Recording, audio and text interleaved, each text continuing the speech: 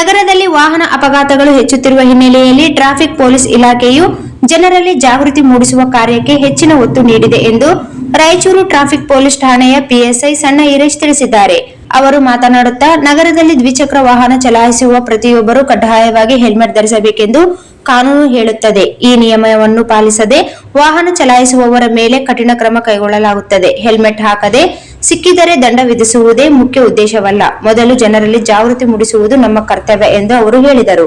ನಗರದ ವಿವಿಧ ಭಾಗಗಳಲ್ಲಿ ಪೊಲೀಸರು ವಿಶೇಷ ತಪಾಸಣೆ ನಡೆಸುತ್ತಿದ್ದು, ವಾಹನ ಚಾಲಕರಿಗೆ ಸುರಕ್ಷತೆ ಕುರಿತು ಮಾಹಿತಿ ನೀಡಲಾಗುತ್ತಿದೆ. ಇತ್ತೀಚಿನ ದಿನಗಳಲ್ಲಿ ಸಂಭವಿಸಿರುವ ಕೆಲವು ಗಂಭೀರ ಅಪಘಾತಗಳಲ್ಲಿ ಹೆಲ್ಮೆಟ್ ಧರಿಸದೆ ಜೀವ ಕಳೆದುಕೊಂಡಿರುವ ಘಟನೆಗಳು ದಾಖಲಾದ ಹಿನ್ನೆಲೆಯಲ್ಲಿ ಜನರನ್ನು ಎಚ್ಚರಿಸುವ ಕಾರ್ಯ ತೀವ್ರಗೊಳಿಸಲಾಗಿದೆ.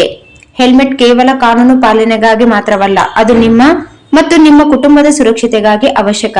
ಪ್ರತಿ ಪ್ರಯಾಣದ ಆರಂಭವೇ ಹೆಲ್ಮೆಟ್ ಧರಿಸುವುದಾಗಿರಲಿ ಎಂದು ಪಿಎಸ್ಐ ಸಣ್ಣ ಈರೇಶ್ ಮನವಿ ಮಾಡಿದರು.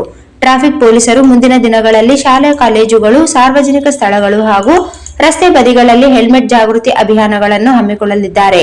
ಜನರು ನಿಯಮಗಳನ್ನು ಕಟ್ಟುನಿಟ್ಟಾಗಿ ಪಾಲಿಸಿ ನಗರವನ್ನು ಅಪಘಾತ ರಹಿತವಾಗಿಸಲು ಸಹಕರಿಸಬೇಕೆಂದು ಅವರು ಕೋರಿದರು.